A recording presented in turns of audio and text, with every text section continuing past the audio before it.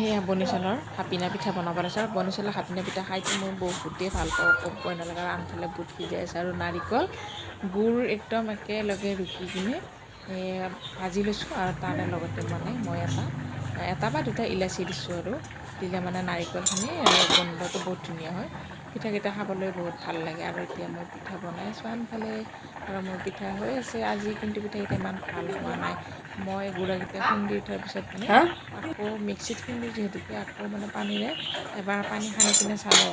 এইবাৰ মানে পিঠাকেইটা বনোৱাৰ সময়ত মানে মই আকৌ মানে পানীটো অকণমান কমকৈ ছটিয়াই কিনে মানে সানিছিলোঁ, সেইকাৰণে পিঠাকেইটা বৰ বেছি ভাল হোৱা নাই। একদম এনেকুৱা মানে ধুনীয়া লাড়ুৰ দৰে হয় আৰু এটাও মানে নাভাঙে।